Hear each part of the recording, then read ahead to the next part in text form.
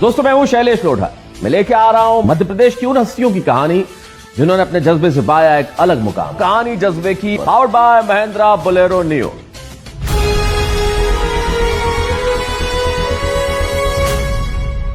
कामयाबी, सफलता, आगे बढ़ना, तरक्की करना, प्रगति करना, उत्तरोत्तर सबसे आगे रहना, सुनने में बहुत अच्छा लगता है।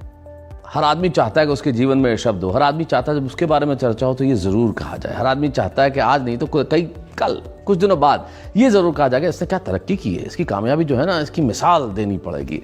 हर व्यक्ति ये चाहता है कि उसके जीवन में ये वाक्य कहीं ना कहीं प्रयुक्त हो उसके बारे में, लेकिन सभी के भाग्य में तो नहीं होता कि ऐसा हो ही। अब आप कहेंगे शैलेश जी आप बात कर रहे हैं जज्बे की और बात कर रहे हैं भाग्य की। मेरे कहने का मतलब सिर्फ ये है कि सभी में इतना दम या जज्बा तो नहीं होता कि वो अपने बारे में ये सच कर दिखाए, लेकिन कुछ लोग होते हैं जो ऐसा सच कर दिखाते हैं। श्री जयनारायण चौकसे जी ने एक स्वप्न देखा और उन्होंने LNCT नाम से एक इंस्टीट्यूट खड़ा किया। इंस्टीट्यूट इंजीनियरिंग कॉलेज, टेक्नोलॉजी का इंस्टीट्यूट। उनके पुत्र हैं अनुपम कहते हैं कि नहीं मैं पहले पढ़ाई करूंगा। वो बीटेक करते हैं, बीटेक करने के बाद एमटेक करते हैं, एमटेक करने के बाद पीएचडी करते हैं और डॉक्टर अनुपम चौकसे बन जाते हैं। और डॉक्टर अनुपम चौकसे बन के अपने पिता की विरासत को न केवल आगे बढ़ाते हैं बल्कि उसे समृद्ध भी करते हैं। और आज वो LNCT ग्रुप के न केवल सेक्रेटरी हैं बल्कि प्रो चांसलर भी हैं। हमारे साथ बैठे हैं डॉक्टर अनुपम चौकसे। अनुपम जी नमस्कार। नमस्कार सर। कैसे हैं आप? बिल्कुल बढ़िया हूँ शैलेश जी। चौकसे ये सरनेम सुनते ही जयप्रकाश चौकसे जी सबसे पहले ध्यान में आते हैं, जो कॉलम लिखते हैं और बड़ा खूबसूरत कॉलम लिखते हैं और पढ़ते हैं। देखिए वो पेपर पे लिख रहे हैं पेन से, आप बच्चों का भविष्य लिख रहे हैं कॉलेज में। LNCT में आप जो कर रहे हैं बड़ा कमाल का है। मेरे ख्याल से पहला इंजीनियरिंग कॉलेज था जो उस वक्त बना था मध्य प्रदेश में, निजी इंजीनियरिंग कॉलेज। नॉर्थ इंडिया का फर्स्ट, नॉर्थ इंडिया का प्राइवेट। ये किस सन में बना? 1993 में हमने चालू किया था सर। 1993 में जब प्राइवेट इंजीनियरिंग कॉलेज होते ही नहीं।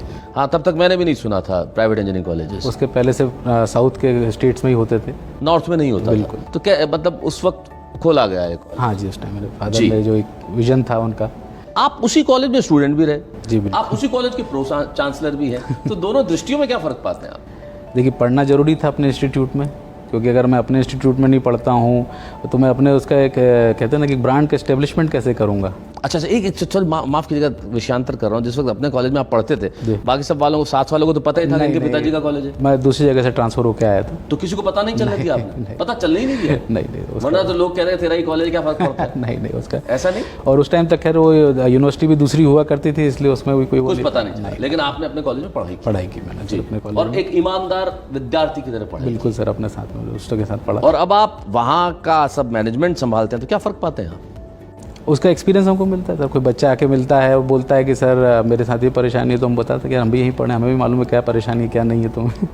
तो यानी कि आपका अनुभव जो है वो काम आता है सर। अच्छा, आपने अपने पिता की विरासत को आगे बढ़ाने के लिए आपके नए विचार चूंकि आप लेके आए, तो मेरे ख्याल से 180 स्टूडेंट से कॉलेज शुरू हुआ। 180 और आज कितनी 1200 के करीब? 1200 का भी इनटेक है मेन कॉलेज का। 1200 इज अ ह्यूज इनटेक।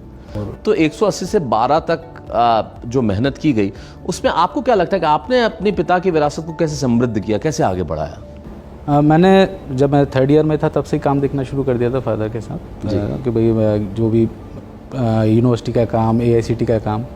और सर उसके बाद जब जैसे कॉलेज बढ़ते गए, उस ज़माने में तो एक कॉलेज खोलना बड़ी बात होती थी, फिर धीमे धीमे AICT ने और दूसरे काउंसिल्स ने थोड़ा सा रिलैक्स किया।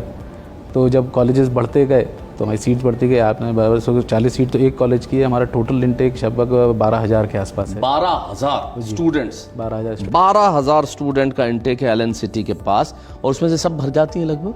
हाँ, 90% सीट्स भर जाती हैं। कुछ कोर्सेज हम ऐसे भी चलाते हैं जो ट्रेडिशनल कोर्सेज हैं, जिसमें आज की डेट में बच्चे नहीं लेना चाहते, पर हम उनको सह के रखे हुए हैं कि नहीं चलना चाहिए। किस तरह के कोर्सेज? इलेक्ट्रिकल है, वो लोग नहीं लेना चाहते। कई बच्चे आजकल बोलते थे आज की डेट में कोविड के बाद जरा कंप्यूटर साइंस पे ज़्यादा ध्यान देने लगे हैं बच्चे, सब कंप्यूटर का। हमारे ज़माने में अगर मैं गलत हूँ, जब मैं याद करता हूँ, मैं जब कॉलेज से जब निकला, लोग PET उस वक्त होता, प्री इंजीनियरिंग टेस्ट जो होता था, पास करके जाते तो 4 ही कोर्स होते थे, सिविल, इलेक्ट्रिकल, मैकेनिकल और इलेक्ट्रॉनिक्स और एक डिजाइनिंग भी था। हाँ, वही मैकेनिकल का पार्ट। तो जिसके नंबर कम आते थे वो उधर, बाकी तो जिसको ज़्यादा इलेक्ट्रॉनिक्स और मैकेनिक और सिविल लोग प्रेफर थोड़ा सा कम करते थे। अब आज ये जो कोर ब्रांचेज हैं उनमें लेने के बजाय लोग कंप्यूटर साइंस, IT, AIML ये ब्रांच ज़्यादा लेने लगे। तो दोनों ही चीज़ें हुई सर, समय के साथ अपने उनको भी रखा है और नए ब्रांचेस जो नए कोर्सेज जितने हो सकते हैं वो आए हैं, फिर मेडिकल कॉलेज है और बाकी कोर्सेज भी हैं। किसी भी संस्थान की सफलता इस बात से आंकी जाती है कि उसके कर्मचारी उसके साथ कैसे टिकते हैं, कितना लंबे समय तक उनका जुड़ाव रहता है। और जहाँ तक मेरी जानकारी है कि आपके कर्मचारी जितने हैं या जो टीचिंग स्टाफ है वो बहुत लंबे समय से आपके साथ जुड़ा रहता है और जुड़ा हुआ है, मतलब वो कहीं इधर उधर शंट नहीं होते, जाते नहीं होते, ट्रांसफ़र नहीं होता। ये इसके पीछे आप क्या क्या कारण मानते हैं? मतलब आज भी हमारे पास जो पहले दिन जब 93 में जब कॉलेज खुला था, उस ज़माने में मान लीजिए पहले दिन के 10 लोग थे, तो उनमें से भी अच्छे आज भी हमारे साथ जुड़े हुए हैं। हाँ, तो वो आपको क्या लगता है उसमें क्या विशेषता है, किस चीज़ की वजह से? एक तो व्यवहार है, एक हमारे मतलब पिताजी का भी था और ये था, आप भी बड़े सॉफ्ट स्पोकन हैं और बहुत दूसरा ये भी रहता मुस्कुराते हुए है बात कि करते हैं। गुस्सा आता है आपको कभी? जब थोड़ा बहुत कभी कभी बच्चों पे आता है, उसके अलावा तो कभी नहीं। जी, कॉलेज के बच्चों पे या घर की बात करें? नहीं, अपने बच्चों पे। अच्छा, दूसरे बच्चों पे करने से क्या फ़ायदा। और बाकी मेरे पिताजी ये कहते हैं कि भाई किसी को भी बोलते हैं कि भाई तुम परिवार में रह रहे हो, मतलब आपको ये सोच के आ रहे हो कि साहब मैं 9 से 4 की नौकरी करने आ रहा हूँ तो हमारे यहाँ मत आओ, ज़्यादा अच्छा है कि भाई आप बहुत आज की डेट में 150-200 कॉलेज हो गए मध्य प्रदेश में, आप कहीं भी जाके कर सकते हैं, पर अगर परिवार में जुड़ना चाहते तो हमको जुड़ें और परिवार की तरह काम करें। तो एक परिवार की तरह हम लोग रहते हैं, फैकल्टी का ध्यान रखते हैं, फैकल्टी हमारा ध्यान रखती है, कभी कोई मजबूरी आती है तो हम उनसे बात कर लेते हैं, उनको आती तो हमसे बात कर लेते हैं। So that is the basic motto of LNCT, that we do not hire employees, we add people to our family. तो आप अपने परिवार में लोग जोड़ते हैं, आप लोगों को नौकरी पे नहीं रखते। तो ये एक बड़ा कमाल का काम है। कितने कॉलेज हो गए LNCT के अब? अभी 11 इंजीनियरिंग कॉलेजेस हैं। और कहाँ हैं? बेसिकली हम भोपाल, इंदौर, जबलपुर और बिलासपुर। मेरे फादर का वो छत्तीसगढ़ में हो गया। हाँ, वो जब खुला था तो वो मध्य प्रदेश का। हाँ, लेकिन बिलासपुर नेटिव, इसलिए उनकी एक इमोशनल बॉन्ड वहाँ होगा। तो अब आप लोग तो भोपाल रहते हैं, तो बाकी जगह फिर कैसे संभालते हैं आप अनुपम जी? मेरा एक छोटा भाई है जो बिलासपुर का कॉलेज देखता है, बाकी इंदौर भोपाल पास। तो वो बिलासपुर आते जाते रहते हैं या वहाँ रहते हैं? नहीं, वो वहीं रहता है, वो वहाँ संभालते हैं। और आप आसपास का सब यहाँ के देखते हैं, जबलपुर में भी जाते रहते हैं। आपने अपने पिता की विरासत को आगे बढ़ाया, आपके 2 जुड़वा बच्चे हैं, आपको क्या लगता है वो आगे बढ़ाएंगे, इस क्षेत्र में आना चाहेंगे? हालांकि ये सवाल बड़ा सा हाइपोथेटिकल है, मैं खुद पूछ रहा हूँ, बहुत छोटे हैं, आगे उनकी इच्छा है, पर बाकी अपने बूते कुछ करें तो अच्छा रहेगा। अपने बूते कुछ करें तो अच्छा रहेगा। क्या बात है। आप अपनी इस जर्नी में अपनी सफलता का श्रेय किसे देना चाहते हैं? मेरे परिवार को देता हूँ सर। जब भी हमको कोई परेशानी आई, कुछ भी रहा, परिवार एक साथ रहा, सबने परिवार ने एक दूसरे को सपोर्ट किया। और परिवार में मतलब मेरे पूरे ग्रुप के एम्प्लॉयज़ भी हैं और हमारे छात्र भी हैं, जिन्हें कहते हैं ना कि जब भी कोई परेशानी आई, क्योंकि संस्थाएं चलाते हैं तो कोई ना कोई परेशानी, कोई ना कोई आते रहता है, कभी कुछ परेशानी, सबने मिलकर फेस किया और अच्छे से। LNCT की अगर आप विशेषता बताना चाहें तो क्या 3 विशेषताएं बताएंगे? देखिए, हम लोग शुरू से, एक तो मेरे फादर पढ़ाई के लिए बड़े स्ट्रिक्ट रहे, मेरे लिए भी, और वो मतलब मेरी सिस्टर है, ब्रदर है, तो उनका हमारा कॉलेजेस के मामले में पढ़ाई पे हम बहुत स्ट्रिक्ट हैं। मतलब बच्चों को पढ़ना है तो पढ़ना। हाँ, नहीं मतलब कुछ बच्चे ऐसी बात भी करते हैं कि साहब वो LNCT तो स्कूल ही है। जब शुरू हुआ तो कई लोगों ने, हमारी कॉलेज की जैसी आज़ादी नहीं है। हाँ, क्योंकि आपने ये ड्रेस कोड भी कर दिया था। सबसे पहला ड्रेस कोड हमने किया था। आज की डेट में सारे कॉलेज लागू कर दिए, पर उस ज़माने में हर कोई यही कहता था, अरे तुम LNCT में एडमिशन मत लो, वहाँ पे स्कूल जैसा माहौल है, हमारे यहाँ आओ। अब आज की डेट में वही सारे कॉलेज जो हैं, विरोध नहीं हुआ बच्चों का? हम ड्रेस बहुत विरोध हुआ, बहुत यार बच्चा बोला कि आपने तो कॉलेज स्कूल से निकाल के वापस स्कूल में डाल दिया। पर पढ़ाई अच्छी है। पर आप इसमें दृढ़ रहे कि हमें करना है। नहीं, बिल्कुल। क्या इसके पीछे क्या मंशा थी कि नहीं यूनिफॉर्म होनी चाहिए? सर, बच्चों को भी एग्जांपल देते हैं कि भाई आपका पुलिस वाले हो गए, आर्मी वाले हो गए, क्यों यूनिफॉर्म पहनते हैं? कि एक सेंस ऑफ वननेस आता है।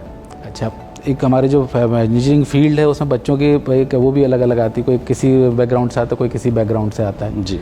अब आज मान लीजिए पिक्चरों में देखने को मिलता है कि कोई बच्चा कार से आ रहा है, एक साइकिल से आ रहा है, तो हमने उसको अवॉइड करने के लिए बसेस कंपलसरी कर दी। बहुत बढ़िया बात कही अनुपम जी ने। ये जो सोच है ना, ये सुनने में सेंटेंस बड़ा सामान्य लगता है कि एक बच्चा कार से आ रहा है, इसको हमने बसेस जो है कंपलसरी कर दी, लेकिन ये लोगों के मनोविज्ञान पे असर डालने वाली चीज़ है। क्योंकि कोई एक ही कॉलेज के पढ़ने वाले 2 बच्चे, एक यदि मान ली कार में आए और दूसरा साइकिल से आए, तो एक ना चाहते हुए भी बैक ऑफ द माइंड एक इंफीरियरिटी, एक थोड़ी सी एहसास कमतरी जो है वो पैदा होने लगता है। लेकिन उसको कॉम्बैट करने का तरीका, उसको फाइट करने का तरीका, उसको मिटाने का तरीका अनुपम जी ने खोजा और ये कहा कि भाई हम लोग कहेंगे कि सब लोग बस से ही आएंगे, ताकि सबके आने का साधन एक, सब यूनिफॉर्म पहनेंगे, सारे कपड़े सबके एक जैसे, कोई आदमी 10,000 की जीन्स नहीं पहन रहा, कोई 200 की पैंट नहीं पहन रहा, ये यूनिफॉर्म है कॉलेज की, सबको पहनी है एक समान वस्त्र, एक समान वाहन, तो एक समान सोच। क्या बात है अनुपम जी, बहुत बढ़िया। तो ये आपने अपनी 3 विशेषताएं बताई, और कोई विशेषता बताना एक चाहें? डिसिप्लिन हमारा बिल्कुल कि मतलब कॉलेज के अंदर पढ़ने आए हैं तो पढ़ाई करिए, 4 साल अपने हैं भैया, 4 साल हमको दीजिए, 40 साल ऐश करिए, 4 साल हमको मत दीजिए, 40 साल हमारी रिस्पॉन्सिबिलिटी नहीं है। अच्छा हुआ मेरे पढ़ाई के समय आपका कॉलेज नहीं था, वरना मेरे जैसे छात्र जो है वो वहाँ पे कुंठित हो जाते और रह ही नहीं पाते, क्योंकि अनुशासन का जीवन में जो नाता है वो थोड़ा सा कम है। खैर ये तो ऑन द लाइटर साइड हुआ, लेकिन अनुपम जी ने बातें की वो अनुपम है, वो कमाल की हैं। उन्होंने अपने पिता की विरासत को आगे बढ़ाया, समृद्ध किया, और वो इस LNCT को और एक नई दिशा की तरफ ले जा रहे हैं। मुझे लगता है यूनिवर्सिटी भी कोई ज़्यादा दूर नहीं है। यूनिवर्सिटी है हमारी। अच्छा, है आपकी? हमने LNCT यूनिवर्सिटी को डीम्ड यूनिवर्सिटी के लिए ट्राई कर रहे हैं। LNCT हाँ, और जो बाकी हमारी प्राइवेट यूनिवर्सिटी है उसमें क्या है? उसमें मेडिकल कॉलेज में और मेडिकल से रिलेटेड कोर्सेज ज़्यादा हैं। उससे आता है जी, उसमें मेडिकल से रिलेटेड ज़्यादा है, लेकिन LNCT को डीम्ड अभी आप करने की अभी हम कुछ डीम्ड यूनिवर्सिटी के रूल्स चेंज हुए हैं तो उसके हिसाब से काम कर रहे हैं। तो बड़ा मजा आया डॉक्टर अनुपम चौकसे से बात करने का। इन्होंने जिस तरीके से, जितने सहज ढंग से, मुस्कुराते हुए, बहुत अपने एक निश्चित स्वर में बहुत बढ़िया ढंग से बात की, वो बताता है व्यक्ति का टेम्परामेंट। तो जिस व्यक्ति का टेम्परामेंट इतना अच्छा हो, उसे जीवन में सफलता मिलना लाजमी है। आपसे बहुत कुछ जाना भी, बहुत कुछ सीखा भी, और आपसे बात करके बहुत आनंद की प्राप्ति हुई। जाते जाते कोई एक बात जो अपने युवा साथियों को आप कहना चाहेंगे? सर, कोविड के समय में हमको देखने का आया कि साहब हर आदमी बड़ा दुखी था, ये था कि साहब मेरा आगे क्या होगा। जी, 6 महीने हुए, कंटिन्यूटी रही, फिर वापस सब वहीं पे आ गए। मैं अपने छात्रों को, अपने जो भी नए बच्चे आते हैं, पुराने आते हैं, जो मिलते हैं, उनको यही कहता हूँ कि ये समय जो है ना वो चलता रहेगा। आपको अपने स्किल्स को शार्प करते रहना चाहिए, अपने वो करना। कोई ये सोच के कि साहब मैंने 4 साल पढ़ा, मेरा प्लेसमेंट नहीं हुआ। मैंने बोला 4 साल पढ़ा और प्लेसमेंट नहीं हुआ तो क्या ख़त्म? इसके बाद मतलब अगर हमने तुमको नौकरी नहीं दिलवाई तो तुम ख़त्म हो जाओगे, ज़िंदगी चलाओगे। तो ये चीज़ हर चीज़ में लागू होती है। कोई बच्चा कहता है समय बड़ा डिप्रेस्ड हूँ, काहे के लिए डिप्रेस्ड हो? 4 साल आराम से जिए हो, माँ बाप के पैसे पे जिए, अब काम करने का मौका मिला है, नाउ इट्स टाइम। तो स्किल शार्पन करना, पूरी ज़िंदगी अपने स्किल्स को जितना शार्प कर सकते हैं। आपके कहने का मतलब ये है कि चीज़ें डिले हो सकती हैं, लेकिन आज नहीं तो कल मिलेंगी ज़रूर। लेकिन तब तक आप निराश मत होइए और अपने हुनर को तराशते रहिए। हुनर को तरह तो अनुपम जी बिल्कुल सही कहा आपने, अपने हुनर को तराशते रहिए। हम भी कोशिश करेंगे कि आपकी बातें सुन के हम भी अपने हुनर को कुछ तराशें और कुछ आगे बढ़ें। और आप सबसे यही कहना चाहता हूं कि मैं कहानी जज्बे की जो है वो न केवल सुने बल्कि उसको गुने भी और जिंदगी में उतारे भी। धन्यवाद। कहानी जज्बे की, powered by Mahindra Bolero neo.